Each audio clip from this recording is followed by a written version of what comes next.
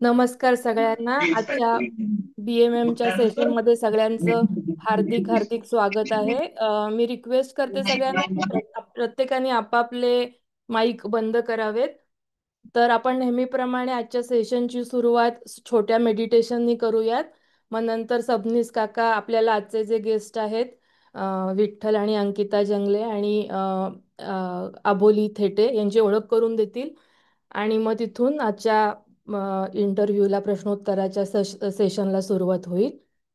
तर आजच्या मेडिटेशनचं नाव आहे जनरॉसिटी ऑफ माइंड. तर जनरॉसिटी ही एक होलसम गुण आहे. जनरॉसिटी किंवा गिव्हिंग हे. आणि आपण जेव्हा मेडिटेशनमध्ये या क्वालिटीचा आपण विचार करतो तेव्हा आपल्या इनर स्पेसमध्ये आपल्या माइंडमध्ये ती क्वालिटी डेव्हलप करतो आणि त्याचा उपयोग आपल्या वागण्यामध्ये दिवसभरच्या वागण्यामध्ये होऊ शकतो किंवा व्हाईस वर्सा. आपण लोकांना आपल्या दिवसभराच्या कुठल्याही रुटीनमध्ये आपण कुणाला काही फ्रीली जनरसली गिव्ह केलं तर त्याचा उपयोग आपल्या माइंडमध्ये ही चांगली क्वालिटी रुजण्यासाठी होत असतो. तर जनरॉसिटी हा एक आकाश तत्वाचा गुण आहे. आपण जेव्हा कुणाला काही फ्रीली गिफ्ट देतो, फ्रीली आपण कुणाला काही मदत करतो, त्यावेळेला आपलं मन स्पेशियस ओपन असं होत असतं.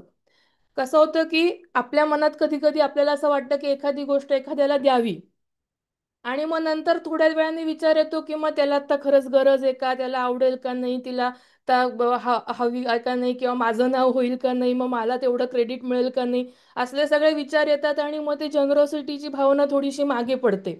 पण आपण पुढच्या वेळेला जेव्हा असं एखादी मनात भावना येईल की हे कोणाला तरी द्यावं, तेव्हा आपली माइंड स्टेट कशी आहे, ती ओपन स्पेशियस आल्हाददायक अशी आहे का. आणि जेव्हा पुढले विचार येतात की नको काय हो नको वगैरे असं, तेव्हा ती अशी जरा कन्स्ट्रिक्ट लिमिटेड होते का, हाऊ डज दॅट फील, असा प्रत्येकाने विचार करावा. तर आजचं जे मेडिटेशन आहे त्याच्यामध्ये आपण लव्हिंग काइंडनेस फ्रेजेस अशा म्हणणार आहोत. तर त्या काय असतात, तर त्या वेल विशिंग फ्रेजेस असतात. आपण अनेक वेळा आधी हे केलेलं आहे. वेल विशिंग फ्रेजेस असतात आणि त्या आपण एकेका व्यक्तीला देत असतो आणि without any expectation, without any expecting in return आपण त्या विशेष देत असतो. तर आपण सुरुवातीला रेसिपियंट आपण स्वतः असणार आहोत त्या विशेषचा, आणि नंतरचा रेसिपियंट एखादी डिफिकल्ट व्यक्ती, मॉडरेटली डिफिकल्ट व्यक्ती असणार आहे.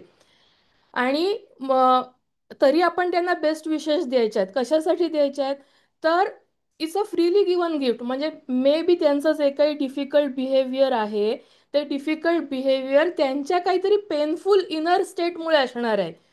तर this is suffering to them also, so may be they be free of the suffering. अशा इंटेन्शननी आपण त्यांना देऊन याची हे करणार आहोत. तर सुरुवात करूयात. Please sit comfortably. You may close your eyes if that is helpful. You can take nice relaxing breath to come inside your body. And letting go all the holdings, tensions, stress that might be present in the body and in the mind. Your intention is to be present here and now and be receptive to whatever shows up in your experiences, in the body, in the mind. Nothing to achieve, nowhere to go, nothing to fix. Just being present here and now with open attitude, non-judgmental attitude, and curious attitude.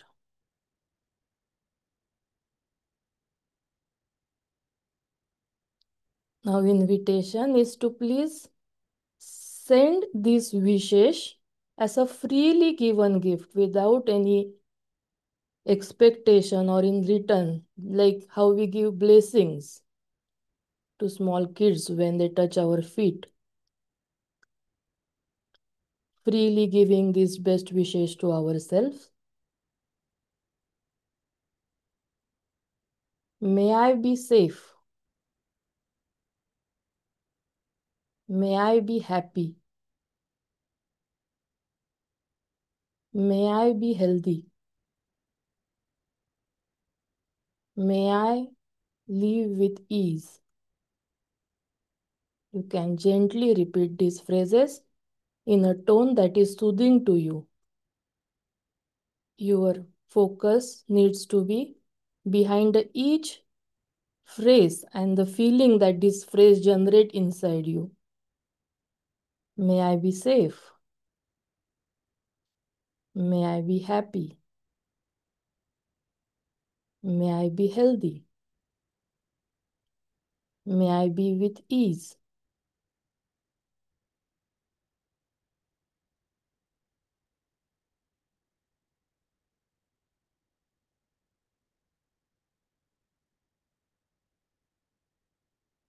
And as you are repeating these phrases, if you find that other thoughts come to your mind gets distracted. Once you notice it, see how you speak to yourself. You can gently let it go and without any criticism, without any judgment, come back and freely, generously sending this gift to yourself. May I be safe. May I be healthy. May I be happy. May I live with ease.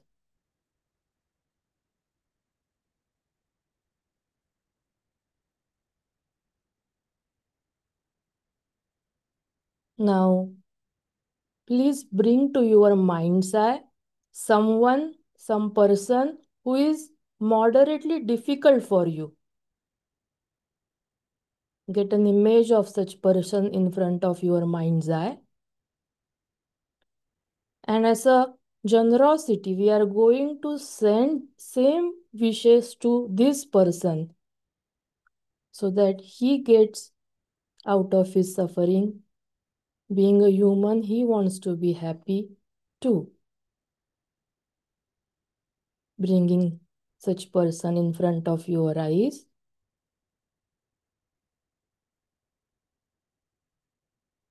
May you be safe. May you be happy.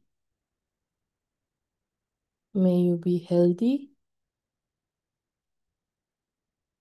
May you live with ease.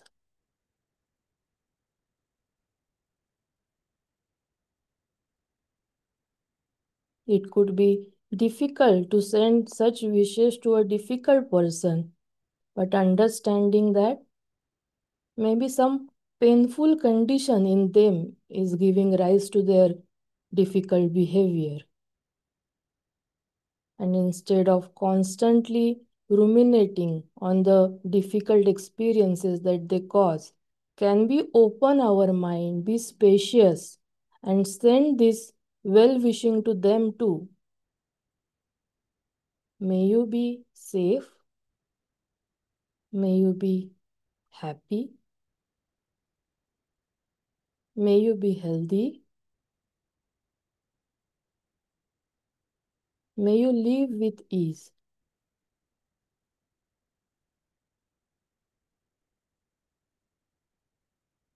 And now we are going to expand our mind some more, spacious, open, and going to send this best wishes to all beings everywhere. May all beings everywhere be happy. May all beings everywhere be safe. May all beings everywhere be healthy. May all beings everywhere live with ease.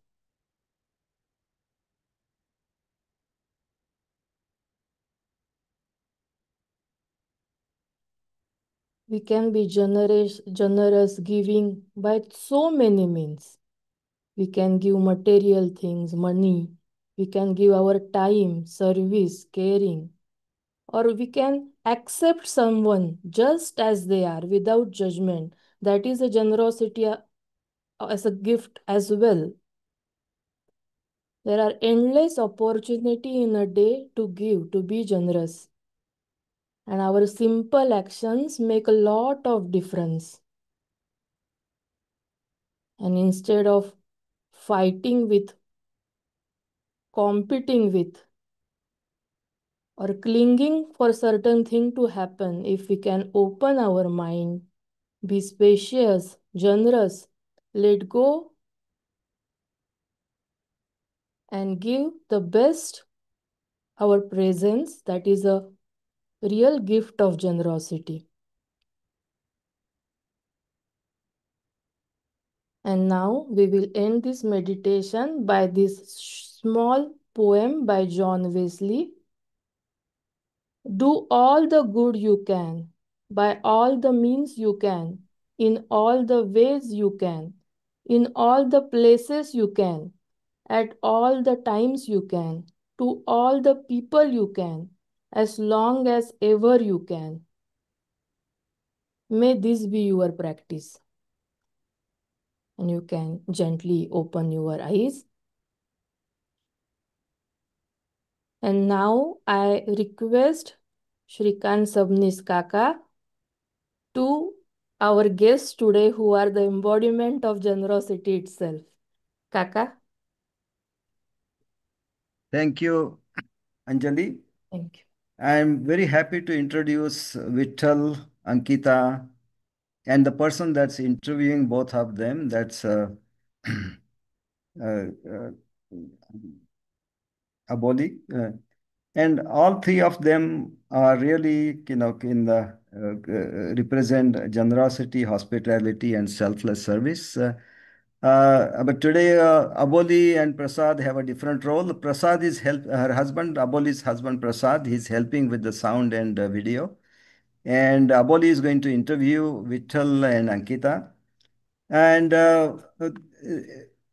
I started Sri Yoga a long time ago, but when we started it in at Vittal's house in Klasberg, that's when it was the real trigger that initiated uh, quite some expansion of Sri Yoga all over the Klasberg community, and not just Klasberg, but everywhere else also. And as again, Vittal and Aboli will be interviewing Vittal and Ankita. So I don't want to go in too many details about it. But I just want to mention that the core team members of Sri Yoga have had direct experience visiting Vittal and Ankita's home, and they have experienced the energy in that house. So Alka Deshpande, who is right now she's traveling, but otherwise I would have her talk also. Uh, so she conducts the Prakriti and Vikruti evaluation sessions once a month. She comes here at 8:30 in the morning and continues all throughout the day. And she's the one actually said that this place is just very spiritual, full of energy and so on. Okay. And uh, Anagha Barve, who is another core member, she has also conducted meditation sessions at Vithal's house. Uh, Anjali Joshi's dad, Vijay Joshi, has conducted a session here. And Anjali is also planning to conduct some chakra healing and chakra evaluation sessions sometime in future, most likely in July. So all these members have close connection with Sri Vithal's family. My sister and Madhav Deshpande, his wife, and my sister Shubhangi Deshpande. We had a music program by her at Vithal's house. So all this, we have a direct experience of how good this place is, and how Vithal and Ankita are just wonderful hosts. I just want to uh, say that also I don't know if Vittal is going to mention it, but I have a key to his house, and so anytime, even if they are on vacation, I can use their house for yoga, and I use it at least 2 times a week, maybe sometimes more than that. And so thank you, Vittal, thank you, Ankita, and thank Thank you so you, much. Aboli, for interviewing Vittal and Ankita. And so with that, so go ahead, Abodi. Thank you काका, thank you Anjali for the nice meditation. नमस्कार मंडळी, मी अबोली थेटे आपल्या सर्वांचं BMM self care मध्ये स्वागत करते. महाराष्ट्राचे आराध्य दैवत असलेल्या पंढरपूरच्या विठ्ठल आणि रुक्मिणींचे तर आपण सर्वच जण भक्त आहोत. अमेरिकेमधल्या आमच्या लाडक्या विठ्ठल रुक्मिणी हे निढळ हाताने निस्वार्थपणे समाजाला मदत करणारे असे हरहुन्नरी व्यक्तिमत्व असलेले विठ्ठल आणि अंकिता जंगले यांच्याशी आज आपण संवाद साधणार आहोत. तर विठ्ठल आणि अंकिता, आपलं खूप खूप स्वागत. धन्यवाद. धन्यवाद. नमस्कार सगळ्यांना. Good good morning. प्रथम तर श्री काका, अलकाजी आणि अंजलीजी, तुम्ही आम्हा दोघांना या प्लॅटफॉर्मवर बोलण्याची संधी दिली तर खूप खूप धन्यवाद. आणि जी आज आमच्या मुलाखत घेत आहे आमची मैत्रीण अबोली, तिचेही खूप खूप धन्यवाद. थँक्यू. तर सर्वात पहिलं सांगायचं म्हणजे तुम्ही इथं कुठल्याही व्यक्तीला भेटला, प्रत्येक दुसऱ्या व्यक्तीची एक अनोखी कहाणी, प्रत्येकाचं एक लहानपणापासूनचं एक वेगळं स्ट्रगल आहे आणि प्रत्येकाची कहाणी इंटरेस्टिंग आहे. या सर्वांमधून तुम्ही आम्हाला आमची कहाणी, आमची गोष्ट सर्वांना या BMM सेल्फ केअर प्लॅटफॉर्मवर सांगण्याची संधी दिली, त्याबद्दल श्री काका, अंजली, अलका, अबोली, धन्यवाद. Thank you very much. अमेरिकेमध्ये राहून सुद्धा तुम्ही तुमच्या मातीशी घट्ट नाळ जोडलेली आहे. तर अशा मातीपासून म्हणजे अर्थातच तुमच्या बालपणापासून आपण सुरुवात करूया. तर आपलं बालपण कुठे आणि कसं गेलं?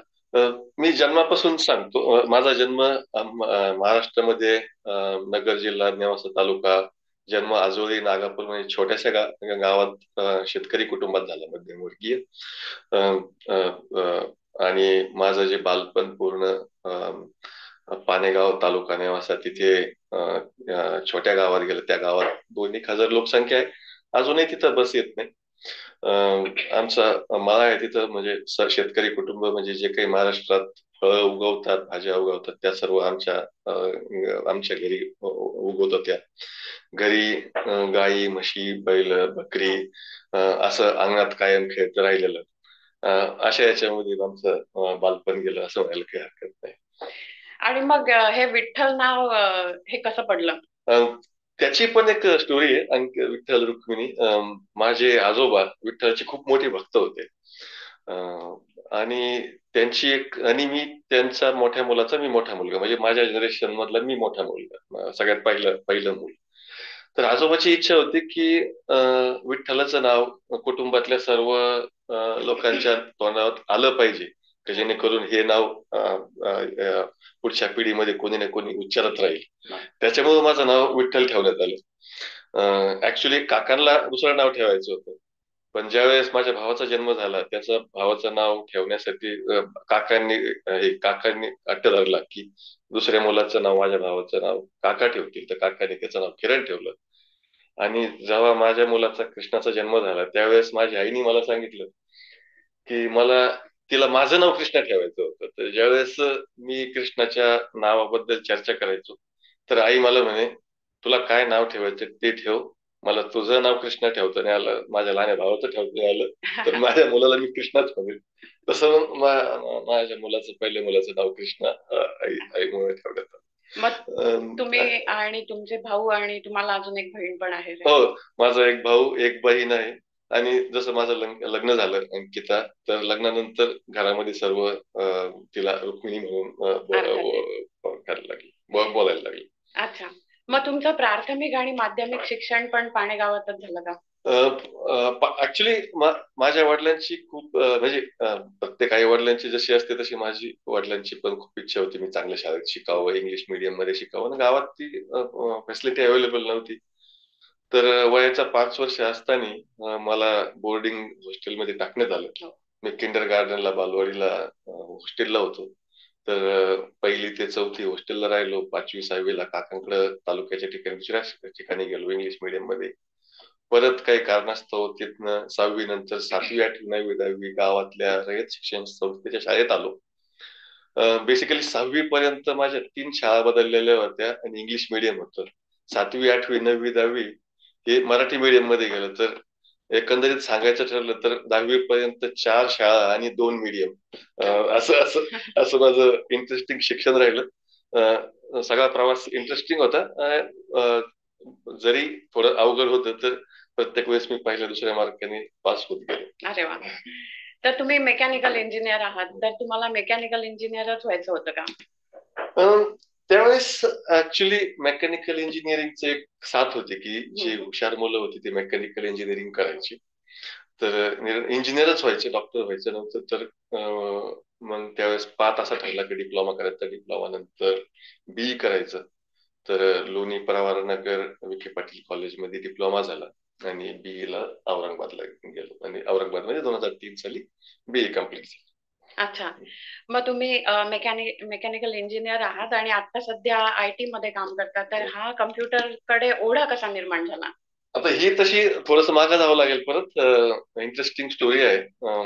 ऍक्च्युली घरात थोडेसे फायनान्शियल प्रॉब्लेम असायचे, पैशाची ताळंबळ असायची. तर माझं मनोमन असं व्हायचं की डिप्लोमा झाल्यानंतर मी काहीतरी धंदा करतो आणि धंदा करून घरच्यांना हातभार लागेल असं एक मनात राहायचं. आणि डिप्लोमा झाल्यानंतर मला असं वाटलं की मला बीई करायची गरज नाही, मी धंदा करेल. त्याच्यामुळे मी बीईला गेलो मी होऊन नापास झालो. सगळं मला येत होतं. नापास झालो म्हणजे पेपर दिले नाहीत, पेपरला जायचो आणि पेपर लिहायचो नाही. 12 विषय नापास झाले, दोन सेमिस्टरचे. घरी गेलो, आई वडिलांना काकांना सांगितलं. काका माझे जर्नीमध्ये त्यांचा खूप सहभाग राहिलेला आहे. तर त्यांना म्हणलं मी आता धंदा करतो, मला पुढचं बीई कम्प्लीट करायचं नाहीये. तर मग माझे काका, आई वडील सर्वजण मला लग्नात घेतलं आणि वडिलांनी बसून चर्चा केली. म्हणजे तू नापास होऊ शकत नाही, तू का बरं नापास झाला ते सांग. त्याला सांगितलं मला धंदा करायचा. तर ते म्हणे माझी इच्छा आहे की माझ्या मुलाने ग्रॅज्युएट व्हावं आणि मी होऊ शकलो नाही तर तू व्हावं अशी माझी पहिली इच्छा आहे. त्याच्यानंतर तुला मी विचारलं नाही तुला काय करायचं, तर फक्त ग्रॅज्युएट हो. मग मी गेलो परत कॉलेजला. 3 महिन्यामध्ये 12 सब्जेक्ट होते, 12 सब्जेक्ट डिस्टिंक्शननी पास झालो. आणि मग पुढच्या 3ऱ्या वर्षामध्ये जाण्यासाठी मध्ये 6 महिन्याचा गॅप होता. 6 महिने करायचं काय, तोपर्यंत एवढं शिक्षण होईपर्यंत कम्प्युटरची क्रेज थोडी यायला लागली होती आणि भरपूर लोक कम्प्युटरचा कोर्स करत होते. तर मग 6 महिने काय करायचं म्हणून कम्प्युटरचे कोर्स केला आणि तो पण कोर्स असा केला की 2 तासाचं शिकवण राहायचं आणि मी 12 तास 13 तास 15 तास कम्प्युटर लॅबमध्ये बसून प्रॅक्टिस करायचो. At the end of the course जेव्हा मी परत 3rd इयर कॉलेजला शिकायला आलो त्यावेळेस मला कळून चुकलं की माझं नॉलेज कम्प्युटर इंजिनिअरिंगच्या मुला इतकंच झालंय. Programming practical knowledge, basically bookish knowledge थोडंसं कमी होतं, पण प्रॅक्टिकली मी असं सांगू शकतो की भरपूर प्रोग्रामिंग लँग्वेज यायला लागल्या होत्या, कम्प्युटर असेंबल करणं यायला लागलं होतं आणि प्रॉब्लेम सॉल्व्ह करणं मला असं वाटतं की मला थोडंसं नॅक येऊन गेली होती, प्रॅक्टिस खूप केली होती. तर मग त्या पिरियडमध्ये कॉलेजमध्ये असताना 3ऱ्या आणि 4थ्या वर्षाला सरांना पण माझ्या कम्प्युटरच्या नॉलेज बद्दल कळालं. तर कॉलेजची कम्प्युटरची लॅबची चावी माझ्याकडे देण्यात आली. मला ते काही प्रॉब्लेम असेल तर ते मलाच सॉल्व्ह करायला सांगायला लागले. अख्ख्या कॉलेजमध्ये माझ्या एकट्याकडेच कम्प्युटरच्या लॅबची चावी असायची. भरपूर वेळेस असं व्हायचं की कम्प्युटरच्या काही सॉल्व्ह करण्यासाठी मेकॅनिकलच्या क्लासमधून मला उठून घेऊन जावं लागायचं, घेऊन जायचे. त्याच वेळेस कम्प्युटरचे 3rd इयर 4th इयरचे भरपूर प्रोजेक्ट्स केले, कम्प्युटर असेंबल केले. लिटरली कॉलेजचं कोणलाही कम्प्युटर घ्यायचं असेल तर ते माझ्याकडे यायचे, मी त्यांना असेंब्लीचे काही ₹1000 चार्ज घेऊन असेंबल करून द्यायचो. त्यावेळेस इतके कामं केलेत, म्हणजे नेट कॅफे सेटअप, बँकेचे प्रॉब्लेम, कोणाचे कम्प्युटरचे प्रॉब्लेम. किती की असती 25 डिजिटची विंडोज 2000 त्यावेळेस ट्रेंडिंग होतं. तर ती 25 डिजिटची की अजूनही माझी तोंडपाठ आहे. म्हणजे अजूनही मी म्हणून दाखवू शकतो का BTC9, BTRC, J9, J7, PRVMG असं, म्हणजे एक्झॅक्टली अजूनही ध्यान येते. म्हणजे याच्यात तुम्ही समजू शकता की मी किती सेटअप केले असतील त्यावेळेस त्यावेळेमध्ये. हो, नक्कीच. विंडोज की लक्षात अजूनही राहणं ही कमाल गोष्ट आहे. अर्थात तुमच्या हाताखालून खूप सारे कम्प्युटर असेंबल झाले असतील, पण मग तुमच्या पहिल्या कम्प्युटरची पण काहीतरी गंमतदार गोष्ट आहे ना? ती खूप गंमतदार गोष्ट आहे. तर ॲलेक्स जॉन माझे घरमालकाचे मुलगा होता. तर ॲलेक्स जर तुम्ही जर कॉलवर असाल तर हाय म्हणा फक्त. I don't think you can say open up camera for you probably. He's saying hi. Okay. Thank you Alex. So हे मी कम्प्युटरचे ज्यावेळेस कामं करायचो, अलेक्स बहुतेक त्याच वर्षी MBBS संपून औरंगाबादमध्ये घरी आलेला होता आणि त्याचं कायम लक्ष असायचं की माझ्याकडे दररोज खूप मुलं येतात जातात, कम्प्युटर घेऊन येतात काही जण. मी त्यांची प्रॉब्लेम सॉल्व्ह करतो, जातात आणि माझ्या रूमवर कायम राबता असायचा लोकांचा येणं जाणं. तर एकदा अलेक्स वर आला होता आणि मला अलेक्सला जे आठवतं, अलेक्स म्हणे तू असा फ्लोअरवर एक कम्प्युटर ठेवलेला होता, टेबल नव्हता, खालीच कीबोर्ड होता आणि त्याच्यावर मी काहीतरी करत होतो. तर अलेक्सने विचारलं की तू हे काय करतो, मग सांगितलं मी कम्प्युटर नीट करतो. तर त्यावेळेस अलेक्स मला म्हणे अरे तुझं स्वतःचं कम्प्युटर नाही का? मी म्हटलं मला स्वतःचं कम्प्युटर नाहीये, मिळालं तर मी अजून काही धंदा करू शकतो, पण मला कॉलेजचे कम्प्युटर लॅबचा ऍक्सेस आहे, मी तिथं सगळी प्रॅक्टिस करतो. तर त्यावेळेस ज्यावेळेस अलेक्सचं स्टायपेंड 5,000 रुपये होतं, त्यावेळेस अलेक्सने मला 24,000 समथिंग पैसे काही गॅरंटी न देता दिले. म्हणे तू कम्प्युटर घे, तुझं काम कर आणि जे पैसे येईल तसे मला रिटर्न दे. तर अशी माझी पहिल्या कम्प्युटरची स्टोरी. असं म्हणतात की देव स्वतः येऊ शकत नाही आणि माणसाच्या रूपाने देवाला पाठवतो. तर अलेक्स हा माझ्यासाठी माझ्या कम्प्युटरच्या जर्नीमध्ये भेटलेला पहिला देव असं म्हणायला काही हरकत नाही. Thank you very much Alex. हो नक्कीच. तुम्ही मेकॅनिकल इंजिनियर झाला, तुमचं घवघवीत यश तुम्ही प्राप्त केलं. तुम्हाला मेकॅनिकल इंजिनिअरिंग करत असताना कम्प्युटर लॅबची तुमच्याकडे किल्ली होती कॉलेजमध्ये, ही खूपच मोठी गोष्ट आहे. तर तुमच्या वडिलांच्या पण मनासारखं झालं, तुम्ही BE झालात. तर तुमचा पहिली नोकरी पण तुमच्या मनासारखीच लागली का? त्याचं आता ती पण सगळ्या स्टोरी तशा थोड्या वेगळ्याच आहेत. मी जी डिग्री होती मेकॅनिकल इंजिनिअरिंगची त्यावेळेस कम्प्युटरचं खेड्यापाड्यात काही जास्त नॉलेज नव्हतं, पण माझं इन्स्टिंक्ट मला सांगत होतं की मी कम्प्युटरमध्ये जॉब केला पाहिजे, कारण माझ्या कम्प्युटरचं क्रेज थोडंसं वाढलं होतं. म्हणजे दिवस रात्र कुठं काही प्रॉब्लेम असलं तर 10-10 तास बसून सॉल्व्ह करणे माझी एक सवय होती. तर घरचे थोडी शंका घ्यायचे माझ्यावर की अरे आपली डिग्री मेकॅनिकलची, आपण कम्प्युटरमध्ये जॉब सर्च करतोय, असं का तुला जॉब कसं काय मिळेल, डिग्री नाही केलेली.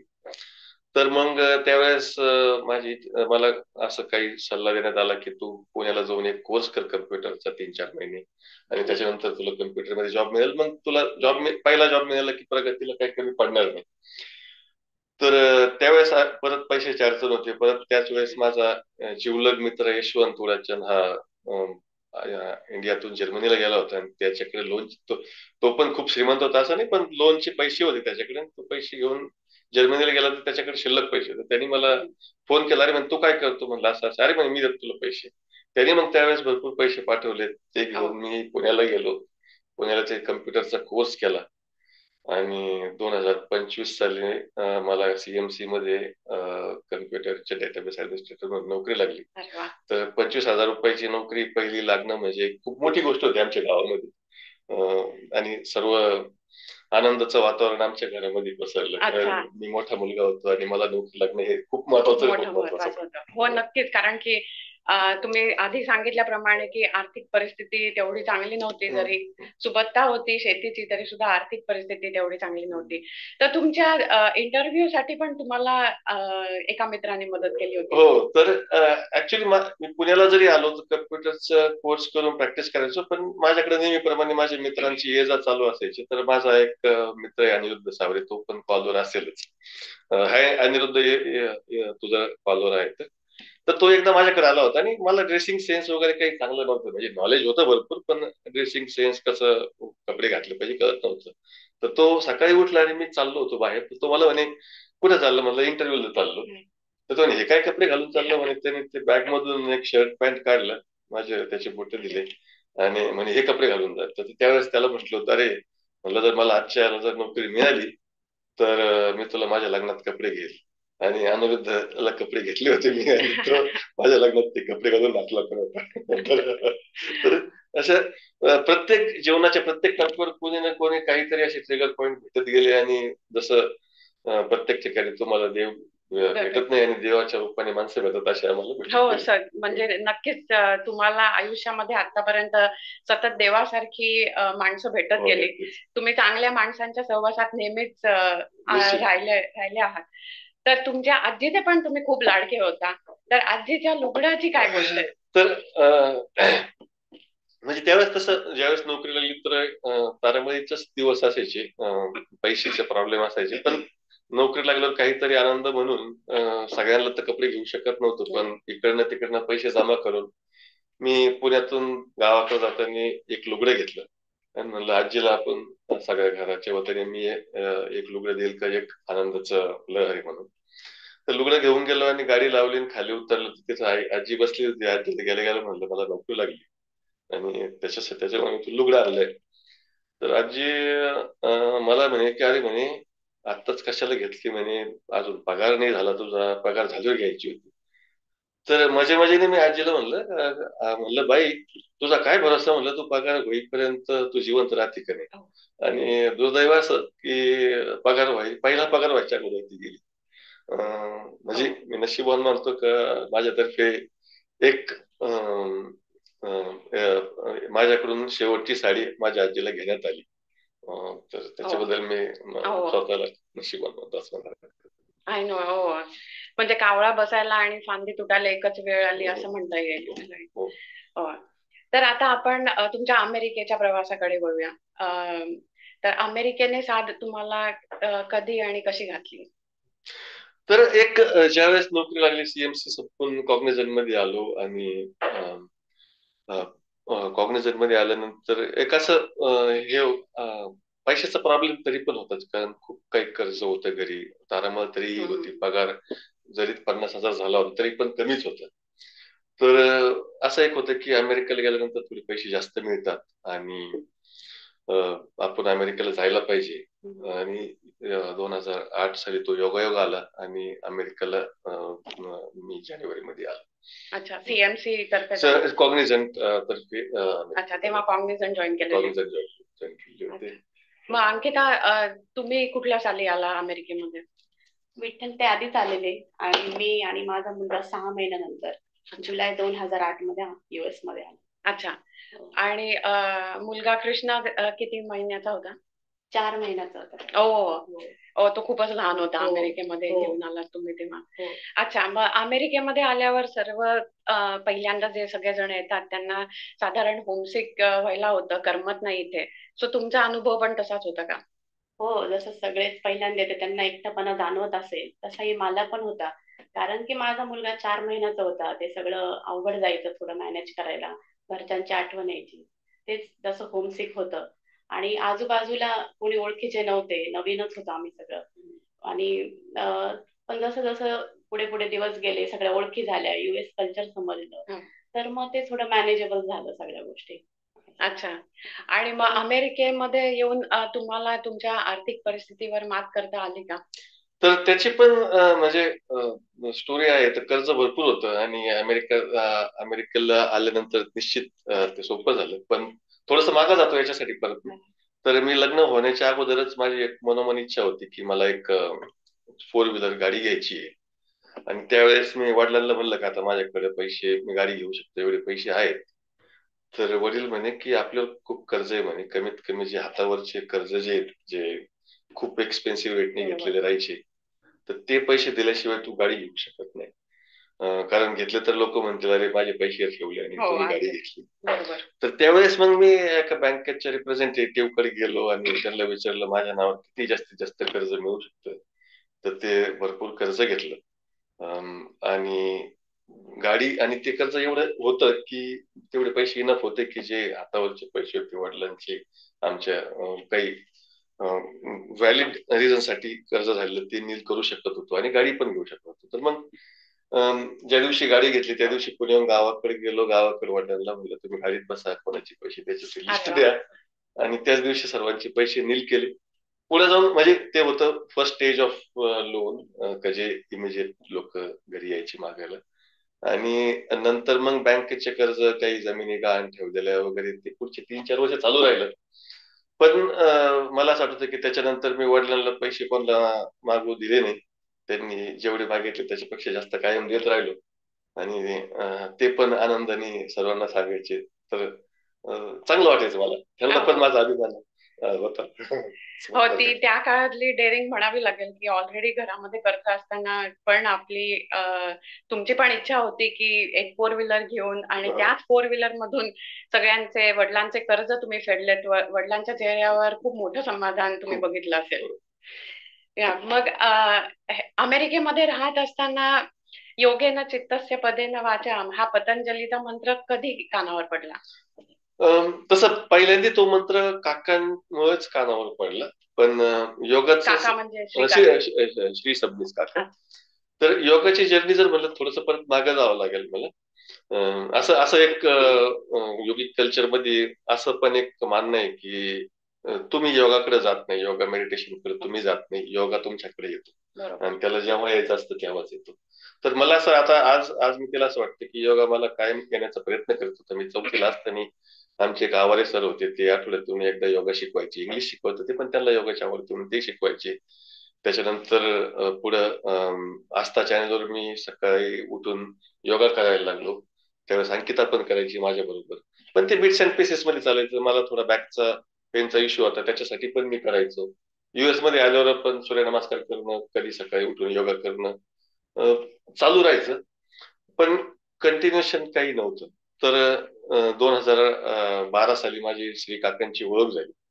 त्यांनी मला फर्स्ट टाइम त्यावेळेस सांगितलं की मी इथं योगा शिकवतो अशा अशा ठिकाणी फ्रीमध्ये, तर तू पण येऊ शकतो. आमची फ्रिक्वेन्सी जमली होती, आम्ही दोघे तबला शिकत होतो, बरोबर बॅचमेट होतो. आणि मी त्यावेळेस योगाला जाऊ शकलो नाही. पण 2016 साली आणि योगा माझ्या कडे काय थोडंसं असं वाटायचं की योगा करत राहिलं पाहिजे, पण होत नव्हतं. तर 16 साली ज्यावेळेस घर घेतलं त्यावेळेस मी काकांना भेटलो. काकांना म्हणलं आता माझ्याकडे घर आहे, माझ्याकडे जागा आहे, 30-40 लोक येऊन योगा करू शकतात, तुम्ही माझ्याकडे शिकवताल का? तर काका आले, काकांनी हो म्हटलं आणि 16 पासून योगा चालू झाला. आमच्या घरी गुरुवारी क्लास होता, नंतर गुरुवार आणि रविवार झाला. आजच्या घडीला आठवड्यातून 4 क्लास होतात आणि आठवड्यातून कमीत कमी 50-60 लोक येणं जाणं घरात होतं. तर असं जे म्हणतात की असं इंडियामध्ये मानलं जातं की US मध्ये गेल्यावर माणूस एकटा पडतो, कोणी भेटत नाही, पण आम्हाला तसं बिलकुल जाणवत नाही योगामुळे की दर आठवड्याला तुम्हाला म्हणजे ऑलमोस्ट डेली म्हणलं तरी 10-20 लोक येऊन नमस्कार करतात, थँक्यू म्हणतात, हॅलो म्हणतात असं. आणि या सर्व आता तेव्हा जे योगा चालू झाला त्याच्यानंतर योगाची जर्नी सर्वांना माहितीच आहे. जे काही 30-40 जण मिळून चालू झाली होती, आज योगाचा परिवार 2,500 लोकांपर्यंत पोहोचलाय. 40 टीचर झाले, आठवड्यातून 70+ क्लास होतात आणि हे सगळं फ्री मध्ये चालतं. श्री काकांचे माझ्या योगाच्या जर्नीमध्ये खूप मोलाचा वाटा आहे. आणि श्री काका म्हणजे ते नुसतं त्यांनी आम्हाला सर्वांना नुसतं योगाच शिकवलं नाही, तर त्यांनी निस्वार्थपणे समाजसेवा कशी करावी, त्या समाजसेवेमध्ये आनंद किती असतो याचं प्रात्यक्षिक करून त्यांनी आम्हाला दाखवलं. प्रत्यक्ष जीवन कसं जगावं हे त्यांनी असं खूप आतमध्ये पर्यंत आमच्यावर बिंबवलेलं आहे. त्यांच्याबद्दल किती जरी म्हणलं तरी, किती शब्द वापरले तरी कमीच पडतील. जसं तुम्हाला देव भेटत नाही, देवाच्या रूपाने माणसं भेटत, श्री सबनीस काका सुद्धा आमच्यासाठी भेटलेले एक देवच आहे आणि त्यांनी आमच्या आयुष्यामध्ये खूप मोठा आमूलाग्र बदल घडवलेला आहे असं म्हणायला हरकत नाही. नक्कीच. आता विठ्ठलने सांगितल्याप्रमाणे की आठवड्याचे 4 दिवस तुमच्याकडे श्री योगाचे क्लासेस होतात, तर याचं आयोजन कसं करता अंकिता? तसं तर आता 8 वर्ष झाले आमच्याकडे क्लास होतो. तसं मी म्हणणार नाही, कारण की सुरुवातीला व्हायचं की आता क्लास आहे, सवय नव्हती. पण 8 वर्षात इतकी रुटीन झाली आमच्या घरात की ते असं आपला एक रुटीनचा भाग वाटतो. पहिले 2 क्लास व्हायचे असे आठवड्यात, आता 2चे 4 झाले. तर ते आयोजन नाही म्हणता येणार मी, पण ते होऊन जातं, आमचा रुटीनचा भाग झालाय. आणि कधी क्लास नाही झाला तर चुकल्यासारखं वाटतं की आज आपल्याकडे क्लास नाही असं. हो, मग तुम्हाला योगाची आवड श्री काकांमुळे लागली का विठ्ठलमुळे लागली? मी हे सांगेल, ती माझी शाळा आश्रम शाळा होती, त्यात म्हणजे योगा वगैरे व्हायचं, अध्यात्माचं थोडं व्हायचं, तर तिथं फार थोडाफार योगा केला होता मी. आणि खरं योगा तर मी श्री काकांकडनं शिकले. श्री काकांकडनं ज्यावेळेस आमच्या घरात योगा चालू झाला आणि मला जेव्हा योगाचा फर्स्ट क्लास केला तर म्हटलं हे खूप अवघड आहे, आपल्याकडनं होणार नाही. हो. आणि आता मी असं म्हणेल की मला फुल प्लेज नाही, पण जे मी काय करते ते मला म्हणजे समाधान आहे. आणि हे सगळं श्रेय श्री काकांनाच आहे. सगळं श्रेय मी श्री काकांनाच देते. आणि विठ्ठल त्यांच्याकडनं पण, आता जेव्हा विठ्ठल क्लास घेतात तेव्हा त्यांचाही क्लास अटेंड करते, तर तो पण हो. त्यांच्याकडनं पण शिकते. मंडळी, आणि मला सांगायला आवडेल की विठ्ठल हे स्वतः योग शिक्षक आहेत. स्वतः श्री काकांच्या अंडर शिकलेले योग शिक्षक आहेत.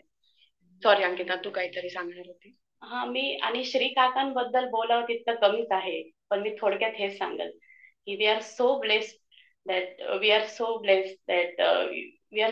टू हॅव यू श्री काका इन आवर लाईफ. हो, नक्कीच. योग गुरु श्री काका यांचं समाजातलं कार्य खूप मोठं आहे, खूप प्रेरणादायी आहे ते आमच्या सर्वांसाठी.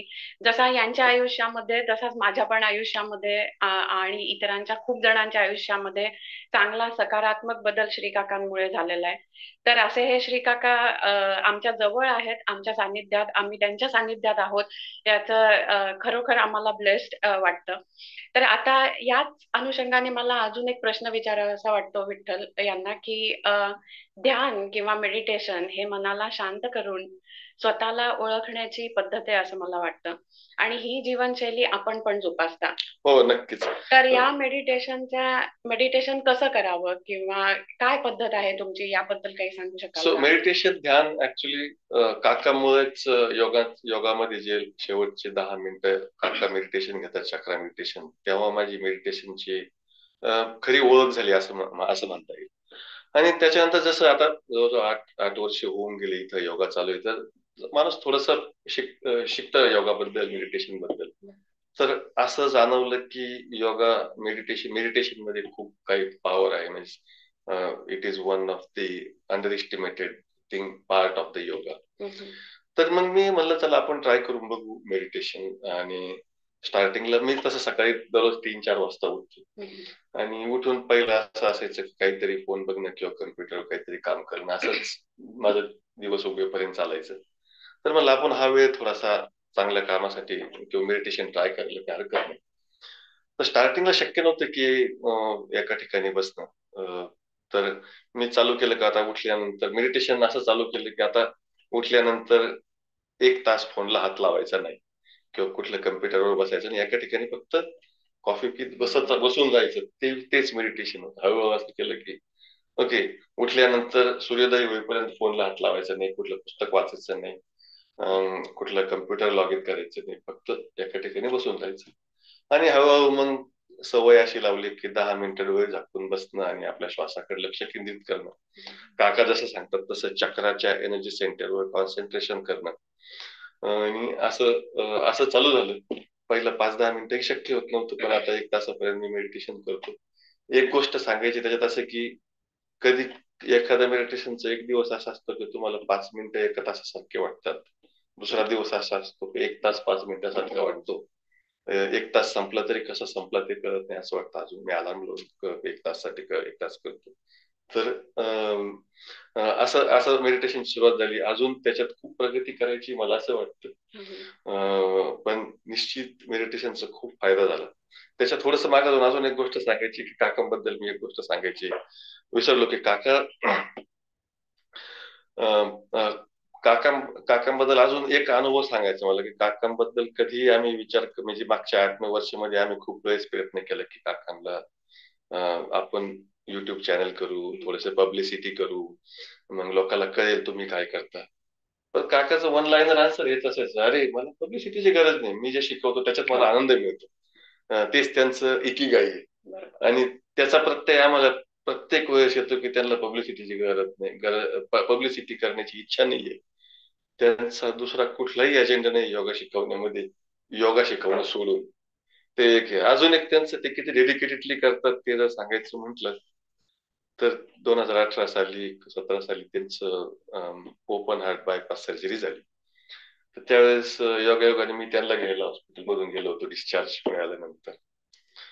आणि आम्ही जस्ट हॉस्पिटलच्या बाहेर निघलो आणि त्यांचं पहिलं वाक्य जे होतं, मला बुधवारचा दिवस होता, तर पहिलं वाक्य म्हणे, अरे विठ्ठल उद्या मी क्लास शिकवायला येऊ शकत नाही, पण रविवारच्या क्लासला येईल. मी या क्लास करायचो नाही, पोजेस करायचो नाही, पण इन्स्ट्रक्शन देईल.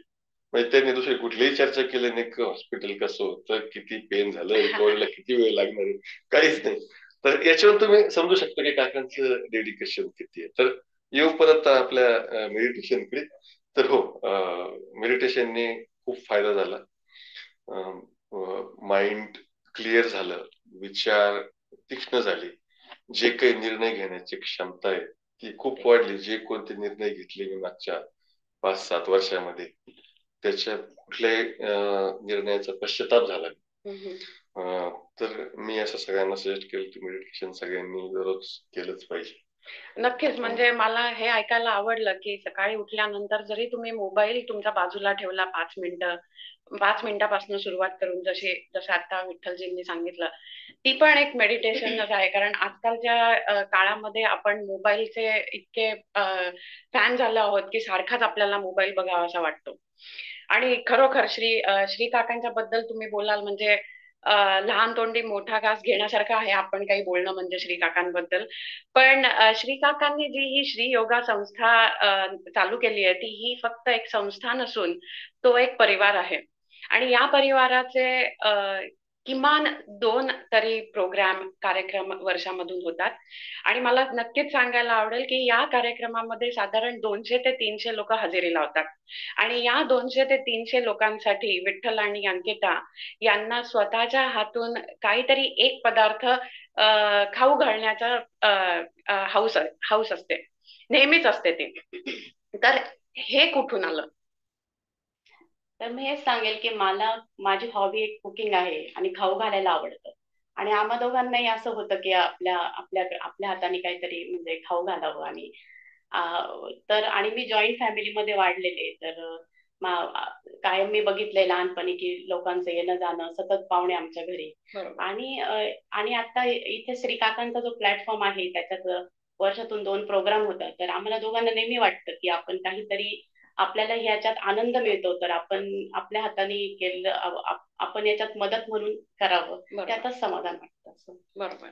आणि तसं सांगायचं तर आम्हाला तो वारसाच मिळाला म्हणलं तर चालेल. आम्ही कायम आजोबांना, वडिलांना बघितलंय की कोणी आलं तर त्यांना जेवल्याशिवाय जाऊन द्यायचं नाही, कोणालाही मदत करत राहायचं. तर तसं त्याच्यातून ते आलंय. आणि आता जशी आमची इच्छा असते प्रत्येक वेळेस, तसं तर माझी इच्छा असते की सगळं स्वयंपाक मी करावा, पण कमिटी एकच पदार्थ करायला लावते.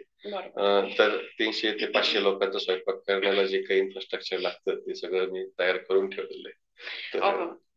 हो, पण ती सोपी गोष्ट नाही मंडळी की घरामध्ये जॉईंट फॅमिली असून सुद्धा घरातल्या एक 15 ते 20 किंवा किमान 30 लोकांपर्यंत स्वयंपाक करणं आणि 200 ते 300 लोकांना काहीतरी पदार्थ म्हणजे लाईव्ह पुऱ्या तळून देणं किंवा राजमा करणं एवढ्या सगळ्या लोकांच्या, किंवा साबुदाण्याची खिचडी करणं, असे बरेच पदार्थ आम्ही चाखलेले आहेत ह्यांच्या हातचे.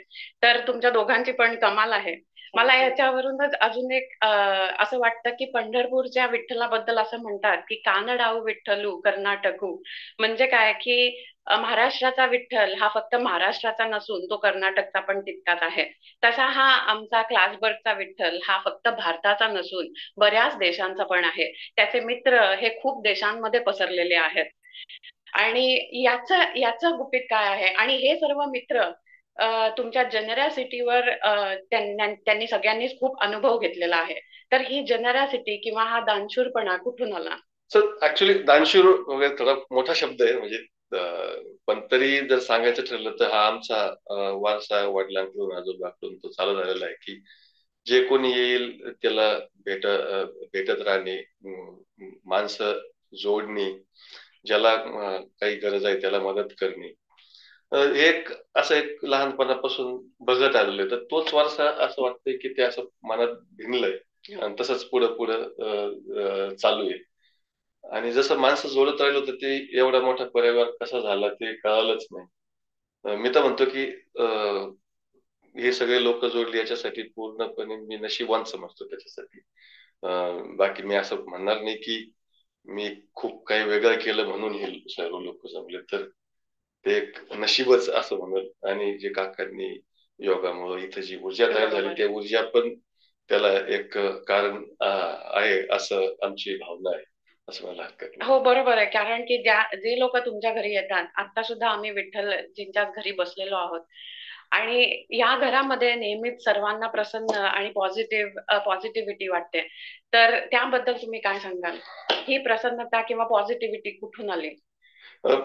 प्रसन्नता पॉझिटिव्हिटी म्हणजे पूर्ण योगामुळेच आली असं म्हणायला हरकत नाही. नशीब तर आहेच आहे. श्री काकांनी इथं योगा चालू केला. प्रत्येक 50 लोक दर आठवड्याला येतात, चांगल्या भावनेने योगा करतात, इथं थोडे मंत्र म्हणतात, मेडिटेशन करतात. तर आणि तेच एक पॉझिटिव्ह एनर्जी, सकारात्मक ऊर्जामुळे हे सर्व अट्रॅक्ट होतं असं एक आमची भावना आहे. नक्कीच. मी मगाशी जसं म्हटलं सुरुवातीला की विठ्ठलजींची मुळं घट्ट रुतलेली आहेत भारतामध्ये. तर त्याचं उत्तम उदाहरण म्हणजे की आत्ताच परवाच यांच्याकडे BVGचे संस्थापक हनुमंतराव गायकवाड हे राहायला आले होते आणि आम्हाला सगळ्यांना ते भेटण्याचा प्रसंग मिळाला. तर असे राजकीय, आर्थिक किंवा सामाजिक आणि IAS म्हणू नका किंवा IPS किंवा आध्यात्मिक गुरु असे सगळेच जण विठ्ठलजींच्याकडे राहायला येतात. तर अशा सगळ्या लोकांचा पण आय गेस ती पॉझिटिव्हिटी त्याच्यामधून निर्माण होत असेल तुमच्या घरात. हो नक्कीच. टू वे म्हणाल, पॉझिटिव्हिटीमुळे कोणीतरी येतंय आणि ते आल्यामुळे परत अजून पॉझिटिव्हिटी वाटते असं म्हणाल. आणि निश्चित हा एक नशिबाचा भाग्यवान समजतो मी हे सगळं मित्र परिवार जमा झालेला आहे चांगल्या चांगल्या लोकांचा. मग मला नक्कीच तुम्हाला विचारायला आवडेल की इथे राहून अशा सगळ्या लोकांशी, भारतामधल्या राजकीय IAS IPS अशा सगळ्या लोकांशी आपले घनिष्ठ संबंध कसे काय जोडले गेले? परत अगेन नशीब, एनर्जी आणि भेटल्यानंतर समहाव काय होतं माहित नाही. जे कोणी इन्फ्लुएन्शियल लोक येतात आणि भेट होते, भेट झाल्यानंतर समहाव एकमेकांची स्वभाव ऑटोमॅटिकली आवडले जातात, एकमेकाला आवडतात आणि समहाव ते रिलेशन त्या साईडनी पण मेंटेन होतं, माझ्या साईडनी होतं आणि मदत करण्याचा दोघांचा पण एकमेकांना इच्छा असते. तर त्यामुळे ते होत जातं असं म्हणलं तर चालेल. त्यांना काही इकडे गरज असेल तर मी करतो, मला काही तिकडे गरज असेल तर ते मला मदत करतात. याच्यामुळे ते आणि छोटे छोटे प्रसंग होत होत होत ते मैत्री घनिष्ठ होत चालते. हो नक्कीच. म्हणजे मंडळी, मला सांगायला आवडेल की हा निस्वार्थपणाने मैत्री जोडण्याचा जो यांचा संकल्प आहे याचा अनुभव आम्हालाही मिळतो. कारण की हे फक्त या लोकांशी, प्रतिष्ठित नामांकित लोकांशी मैत्री जे यांचे संबंध आहेत त्यांचा फायदा ते इतर मित्रांना सुद्धा करून देतात. सो आम्हाला काही अडचण आली तर आमच्या डोक्यामध्ये पहिलं नाव हे विठ्ठलजींचंच असतं. तर अंकिता, मला याच्यावरून तुम्हाला असा प्रश्न विचारावासा वाटतो की एवढे सगळे लोक घरी येतात, एवढा घरात लोकांचा राबता आहे, तर याचा कधी त्रास होतो का? मी याला त्रास नाही म्हणणार. कधी कधी तारांबळ उठते माझी किंवा धावपळ होते. पण जे कोणी येतं त्यांच्याकडून नवीन अनुभव किंवा काही शिकायला भेटतं, तर मग त्यात म्हणजे तो आनंदच वाटतो आणि समाधानच वाटतं असं मी सांगेल. म्हणजे अच्छा. संत सावतामाळी जसे म्हणतात की कांदा मुळा भाजी अवघी विठाई माझी, तशी ह्या भाज्यांबद्दल पण तुम्हाला खूप आत्मीयता आहे आणि तुमच्या घराच्या मागे खूप मोठी बाग आहे. तर या बागेचं वैशिष्ट्य असं आहे मंडळी की या बागेतून जो काही पालेभाज्या म्हणा किंवा फळभाज्या म्हणा, हे जनरसली विठ्ठल आणि अंकिता सर्व मित्रांना देतात. मी दरवर्षी यांच्याकडून समर मध्ये भाज्या मला मिळतात, त्याच्यामुळे मी भाज्या लावणं सोडून दिलंय. तर या बागेबद्दल तुम्ही काय सांगाल?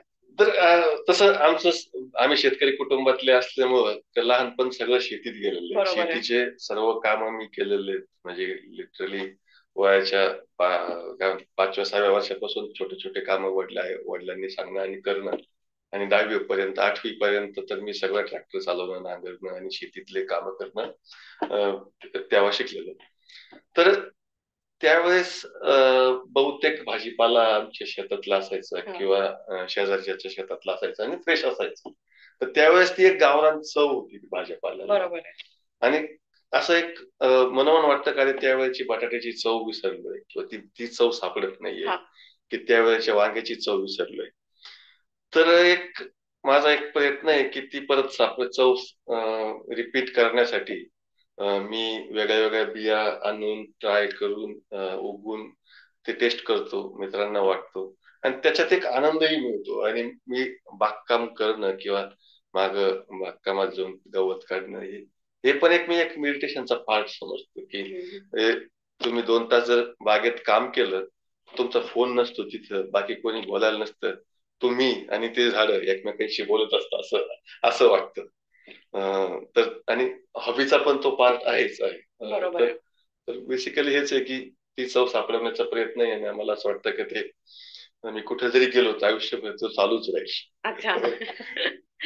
मित्र हो, असा हा आमचा विठू, सर्वांना मदतीचा हात निस्वार्थपणे सढळ हाताने पुढे करणारा, सर्वांना मायेची सावली देणारा, भूता परस्परे जडो मैत्र जीवांचे अशी घट्ट मैत्रीचे संबंध जोडणारा असा हा आमचा विठ्ठल आणि रुक्मिणी क्लासबर्गचे आहेत. होपफुली तुम्हाला यांचा जीवन प्रवास ऐकायला आवडला असेल.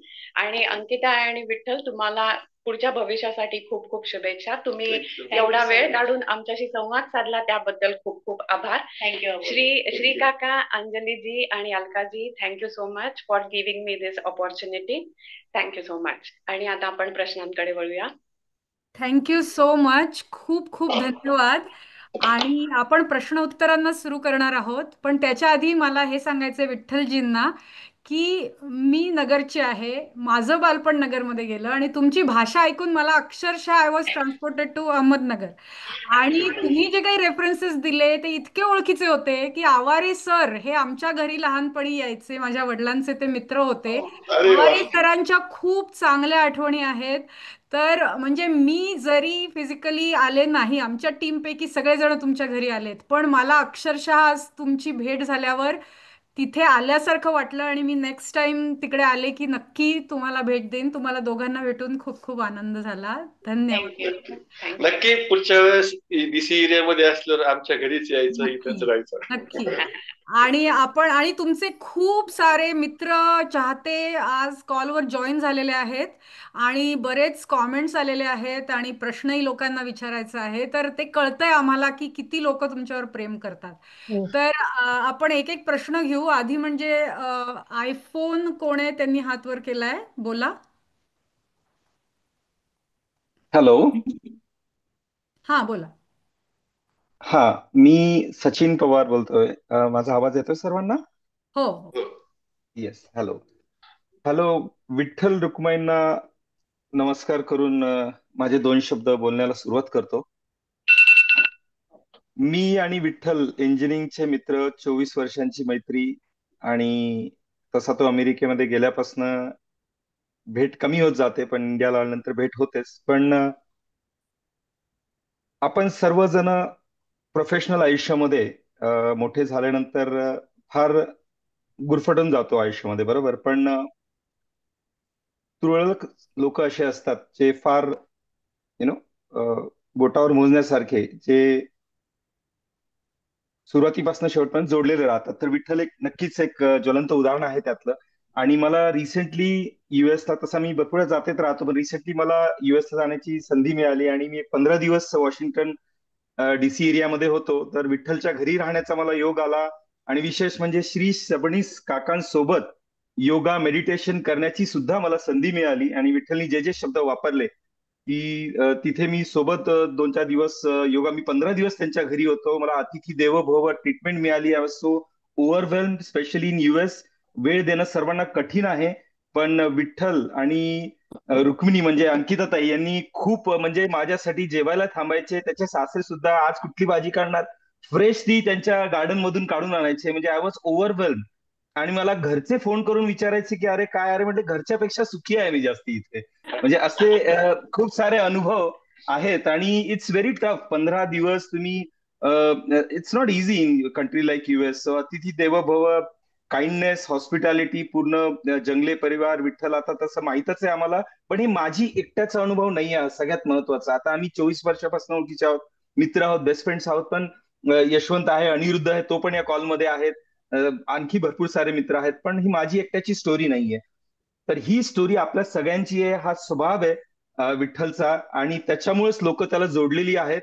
आणि मला माहिती आहे खूप सारी लोक आहेत कॉलमध्ये, जास्ती वेळ घेणार नाही. पण थँक्यू विठ्ठल आणि रुक्माई, अंकिताताई, thank you for the Sachin. Kindness, hospitality, and I wish you all the best for your future journey. We are eager to meet you, waiting for your India trip. Thank you Sachin. Thank you Sachin. आणि वन मोर एक्सपिरियन्स कॉलेज, मला तर I was trying to stop myself when Vitthal was talking, की कॉलेजचे experience. I was his roommate, I am from computer, माझं computer engineering आणि त्याचं mechanical engineering, माझे सगळे मित्र मेकॅनिकल इंजिनिअरिंगचे. पण जसं तो म्हणत होता की मी मेकॅनिकलचा आणि कॉम्प्युटर मधले सगळे प्रोजेक्ट तो करायचा, माझ्या बॅचचे किंवा कॉलेजमधले सगळे कॉम्प्युटरची मुलं आमच्या फ्लॅटवर तिथे, त्या अलेक्सच्या तिथे, सर्व आपण. आणि ते प्रोजेक्ट कॉम्प्युटरच्या फायनल इयरचे स्टुडंटचे प्रोजेक्ट विठ्ठल करून द्यायचा. Imagine a mechanical student doing computers final years project. So अशा खूप साऱ्या स्टोरी आहेत. I don't want to hijack the things. We are like 24 years friendship, so I have hundreds of stories to tell. But really I am like blessed to have a friend like Vitthal, आणि दुसऱ्यांनाही बोलण्याची संधी देतो. Yes, thank you. Thank you Sachin. Thank you. Narayan Thete यांचा हात वर आहे, बोला. अंजली, मी आपला आभारी आहे मला संधी दिल्याबद्दल.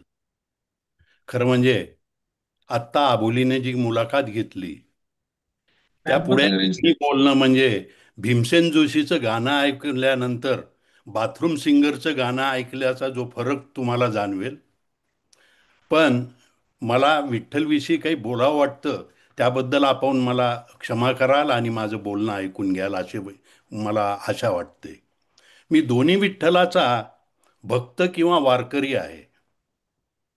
आणि थोडक्यात सांगायचं म्हणजे, आणि की एकच वाक्यात जर सांगायचं असेल तर दिव्यत्वाची जेथे प्रचिती तेथे माझे कर जुळती.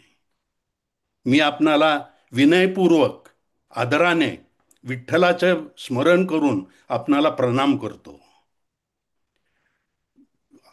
श्रीयुत विठ्ठल जंगले, माझा अनुभव जो आहे त्यांच्या सानिध्यात मी जवळजवळ एक 10 वर्षापासून आहे.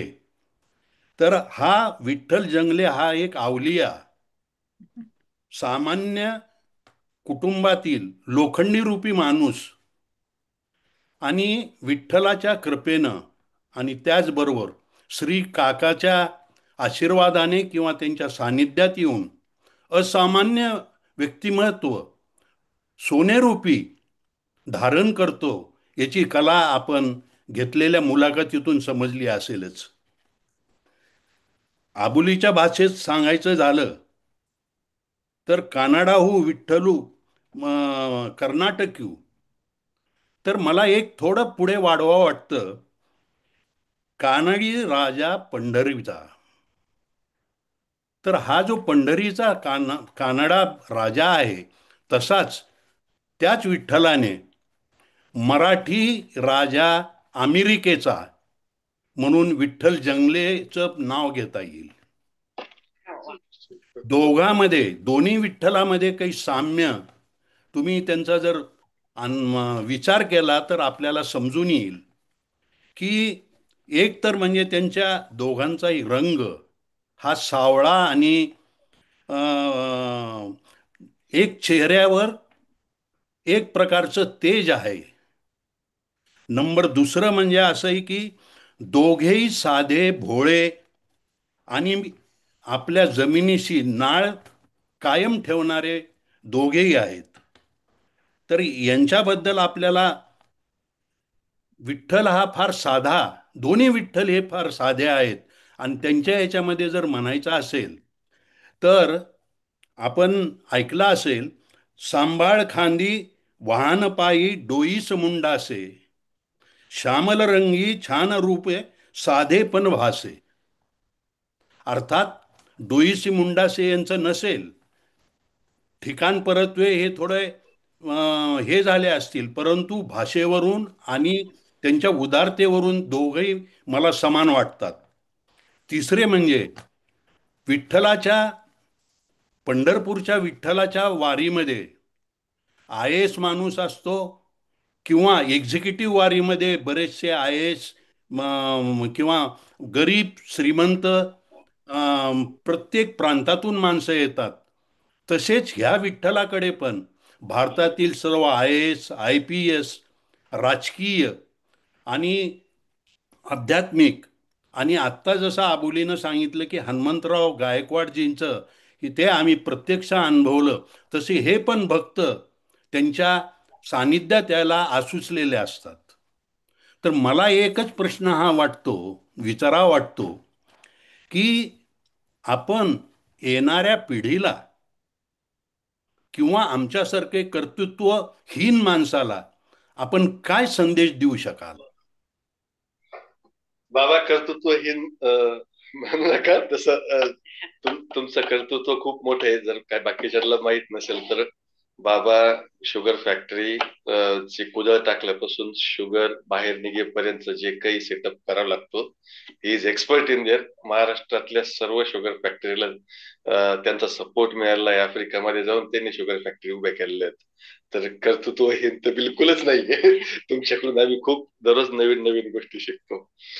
तर संदेश द्यायला असं परत असं वाटतं की संदेश देण्या इतकं अजून एक्सपिरियन्स नाही, अजून भरपूर काही काही करायचंय संदेश देण्याच्या अगोदर. पण मला जे वाटतं ते थोडस मी सांगेल की काय केलं पाहिजे प्रत्येकाने किंवा दुसऱ्या पिढीने. सगळ्यात पहिलं म्हणून की प्रत्येकाने आपलं शरीर आणि मन सांभाळलं पाहिजे, चांगलं ठेवण्याचा, माइंड आणि बॉडी चांगलं ठेवण्याचा प्रयत्न केला पाहिजे. त्याच्यासाठी योगाचा निश्चित फायदा होतो. योगामुळेच ते काही होतं. योगाने तुमचं इंट्युशन पण चांगलं होतं. त्याच्या पुढे केलं की मनाचं तुम्ही ऐकलं पाहिजे. मन चांगलं ठेवून मनाचं ऐकलं पाहिजे. मनाला माहित असतं समोर तुम्हाला काय काय केल्याने आनंद होणार आहे. तर ते एक सांगेल. प्रत्येक वेळेस असं म्हणाल की सकारात्मक विचार करावा, सकारात्मक बोलावा, स्वतःबद्दल सकारात्मक बोलावं असं. आणि दुसऱ्याबद्दलही असं पण एक मानलं जातं की तुम्ही जे बोलता ते होतं. तुम्ही चांगलं बोला चांगलं होतं, वाईट बोला वाईट होतं. तुम्ही जे दुसऱ्याबद्दल चांगलं बोलता तर दुसऱ्याबद्दल जे बोलतात ते सुद्धा तुमच्या बरोबर होत असतं. दुसऱ्याबद्दल वाईट बोलतात ते वाईट तुमच्या बरोबर होत असतं. तर जे तुम्ही विचार करता तो विचार जपून करत जावा. आपण स्वतःच्या तोंडातून काय शब्द बाहेर काढतो त्याचा विचार करून करत जावा. मला असं वाटतं की थोडेफार अनुभव त्याचे पण आलेत की चांगलं माइंड जर चांगलं राहिलं तर तुमच्या जीवनात खूप फरक पडतो. ब्रह्मांडामध्ये कायम चांगल्या गोष्टी टाकत राहा. युनिव्हर्स मध्ये तुम्ही जे टाकता ते तुम्हाला मिळतं. तुम्ही चांगलं टाका तुम्हाला चांगलं 10 पट मिळतं, वाईट टाका तुम्हाला वाईट 10 पट मिळतं. जे काही टाकता ते मिळतं, कारण ब्रह्मांडामध्ये भरपूर काय देण्यासाठी. फक्त तुम्ही जे करता तेच तुम्हाला मिळतं. असं एक माझा अनुभव आहे आणि भावना आहे असं म्हणलं तर चालेल. त्याच्या पुढे सांगायचं ठरलं तरी आजूबाजूला चांगले मित्र ठेवा, सकारात्मक ऊर्जेचे, की जेणेकरून तुम्ही असं म्हणलं जातं की तुमच्या आजूबाजूचे जे 5 मित्र आहेत त्याचे ऍव्हरेज तुम्ही असता.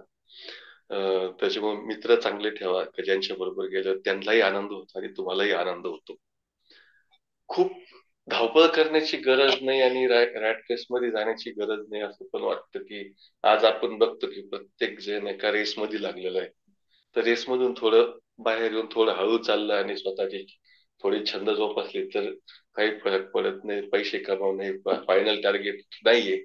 आनंदी राहणं, हॅपी राहणं हे पहिलं टार्गेट आहे असं असं मला वाटतं. तर एक इन्फ्लुएन्शियल मोटिवेशनल स्पीकरनी म्हणलेलं आहे की slowly is the fastest way to reach where you want to be. तर हळूहळू जाणं हा सगळ्यात फास्ट असलेला मार्ग असतो.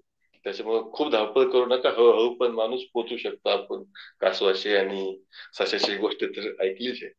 आणि दररोज थोडी तरी प्रगती करत राहा. खूप करायची गरज नाही. थोडी थोडी जरी केलं तरी तुम्ही खूप उंच जागेपर्यंत पोहोचू शकता.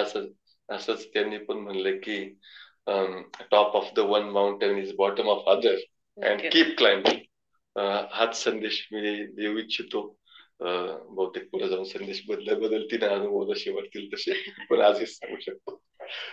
वा, खूपच छान. ॲलेक्स यांना प्रश्न आहे, बोला. Good morning. I'll be in Houston. It's still 11:10, I believe. For you guys, it's good afternoon. So good morning and good afternoon. I'm based in Houston, and Whittle asked me to join this call, and I was happy to do so. Basically, Whittle is a shared historian for me for the past 25 years, more than 25. It's like 26 years now, and by all accounts, this is the most unusual of friendships because we have nothing in common. Our ages are not necessarily from the same age group. Our backgrounds are different. He was studying engineering. I was in the medical field. And he was to him, I was the landlord's son, and he was our tenant. And Whittle was one of the students up on the second floor here. They call it first floor. And I would go up there to just hang around and chat with the students. And I found something very impressive. The first time I went there, he told the story, and I'll give you some more details. He had a computer back then, and that computer, for those people who remember, before Windows there was another computer. It used to be called 486. And I had zero knowledge about computers back in those days. This is before the year 2000. And so I was talking to him, and he has zero furniture in his house, but he has a computer. So I was asking him how he managed to get this computer. So it turns out he went and visited the scrapyard where people dispose of their old computers, and he would get individual parts from the junkyard. And that's how he put together his first 486 computer. So I was very impressed with his creativity. And then as things progressed, I needed a computer, and he was more than happy to come along and give his expertise. And he got me the best deal back in those days. I still clearly remember the configuration of my first computer because he pretty much educated me about everything I need to know about computers. So few days later, I did ask him this question as to how come you don't have a computer? So to him, it was a question of affordability because, I don't have that kind of money. So then my wheels started turning, how can I help him get a computer? I could not afford a second computer at that time anyway. The computers back then costed a lot of money. But I had a credit card. And this is when India had only one kind of credit card. They used to call it Bob card. Bank of Baroda was the one that came with those cards. And I maxed out on my credit card. But we managed to buy one computer, and the person who sold those computers did not accept credit cards. So we had to come up with a way. He had another guy, a friend of his, who used to sell wristwatches, and we swiped the card over there, and that's how the first. And this guy still has that receipt. He sent me a photo of that credit card receipt, and he still has it. माझ्याकडे ती receipt अजूनही आहे. मी त्याला frame करून ठेवलेलं आहे की जेणेकरून त्यात मला रेफरन्स कायम राहील की एलेक्सनी मला पहिला कम्प्युटर घेऊन दिलेला आहे. So, the question of, I asked him, how are you going to repay me? And I think Sachin touched on that, and I will elaborate a little bit. Of course, he gave me probably a big chunk, about half the money he paid me in cash a few months down. But then what he did was something very creative. What he did was he would make his own projects on the computer. And after he's done with his own projects, he would, of course, display it for everybody else to see as to, how his creativity is. And he would make additional projects ready to go, work on additional projects, and then collect small group of students. Projects in engineering schools are a group thing. So 4 to 5 students get together and form one project. And he would sell those projects, make some money off of it. So these other students are buying these projects, and he is getting not only smarter and more intelligent, getting more experience from creating these projects, but he's also making money. So that's how he initially made enough money to return the money I had loaned to him. And I had forgotten about it. And then many years later, I think 2008, when he came to the US, he returned the final installment. And I totally forgot about it. He said, nope, this is how much I owe you. So that's the man of integrity he is. If he owes you something, he'll pay you everything back. And plus, he will pay you back in terms of his friendship and loyalty. Thank you so much. Thank you so much, Alex, Thank you, for Alex. joining One more us. time. Yeah. Sayali, क्षमाला एक question आहे. या क्षमा. आपल्याला अजून प्रश्न आहेत. जर कुणाला प्रश्न असतील तर हात वर करा. हा, क्षमा, गो अहेड.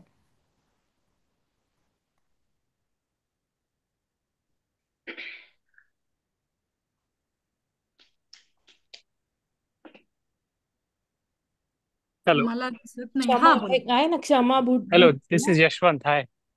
हा, बोला. तुम्हाला प्रश्न आहे का? नाही, मी विठ्ठलचा मित्रच आहे. सॉरी, मी आता सध्या ट्रान्झिटमध्ये आहे. ऍक्च्युली फ्रँकफर्ट एअरपोर्टवर आहे. तर मी आणि विठ्ठल आम्ही कॉलेज पासूनचे मित्र. खूप बोलायचं होतं बिकॉज आय मीन हरी आणि थोडं सिक्युरिटी चेक पण जात आहे, त्यामुळे थोडक्यातच आवरून घेईन. मला खूप वेळा असं चान्स भेटलं युएसला येण्यासाठी, पण जेव्हा आम्ही युएसला भेटायला आलो होतो तेव्हा अंकिताचं किंवा विठ्ठलचं पाहुणचार इतकं जबरदस्त होतं. आणि अंकितानं असं कधी एक दिवस झालं नाही आम्ही आल्यानंतर आमच्यासाठी काय केलं नाही.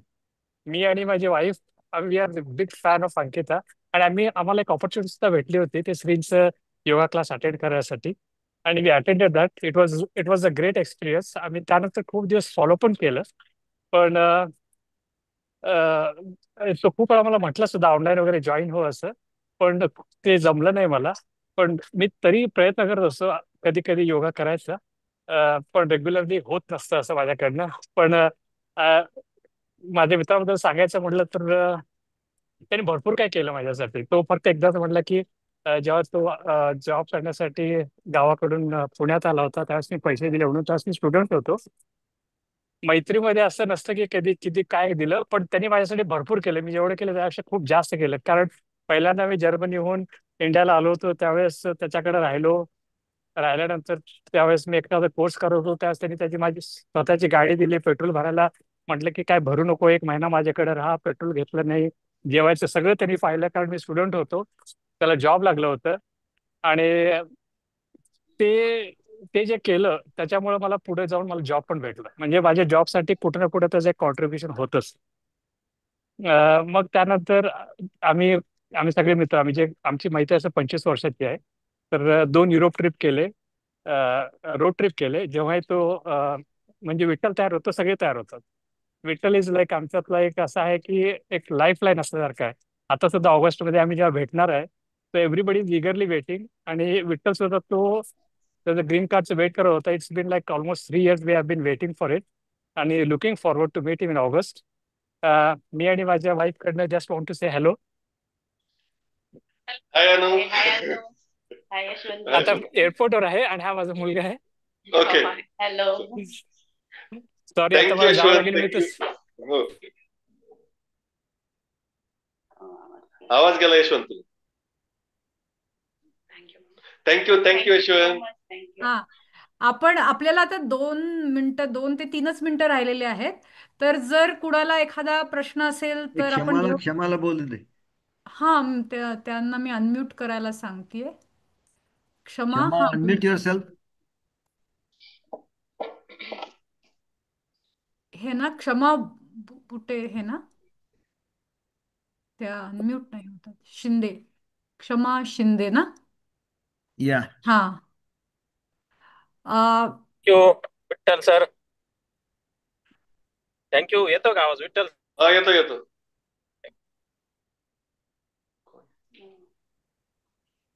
राईट सायली, म्हणजे whatever is the right हा, थिंग. आता सबनीस काका तुम्ही बोला. आणि जायच्या आधी परत आमच्या ह्या प्लॅटफॉर्म कडून मी विठ्ठलजी, अंकिताजी आणि अबोली, थँक्यू सो मच. खूप छान थँक्यू झाली सो मच. मुलाखत. आणि मेडिटेशनच्या भाषेत सांगायचं झालं तर हा अख्खा तास दीड तास कसा गेला आम्हाला कळलंच नाही. त्यामुळे खूपच छान झालं आणि आम्हाला खूप शिकायला पण मिळालं. Thank you so much. Thank you so Sabnis much. काका आता नेक्स्ट सेशनची पण माहिती सांगते. So मला next, बोलायचं राहिलं होतं. तर काका, तुम्ही जे योगाचा वारसा आम्हाला दिलाय त्याच्याबद्दल सगळ्यात मोठा धन्यवाद. आणि आम्ही जोपर्यंत आहे तोपर्यंत हा वारसा आम्ही असाच पुढे चालू ठेवू. आज 2,500 लोक, उद्या 25,000 होतील. आणि एक दिवस असा येईल की जगातला प्रत्येक व्यक्ती आपल्या योगाच्या ऑर्गनायझेशन थ्रू सगळ्या जगामध्ये लोक योगा फ्री मध्ये शिकतील. ही एक संकल्पना घेऊन आम्ही मनात पुढे चालत आहे. थँक्यू काका. थँक्यू काका. thank you, Vittal, Aboli, Ankita, wonderful, very good. Yeah. So I'm just here to announce the next week's program. Amrut Deshmukh is the one that's he's called as a booklet guy. If you know Sandhya Virgi, he's Sandhya's brother, and he's going to talk. He has been on TED Talks, and overall, it's working on increasing your reading speed. So I think he has increased his own reading speed to about 900 words per minute. And so he will talk about what he does and so on, and it will be a very interesting topic. And so, hope all of you can again join and attend this session. Thank you.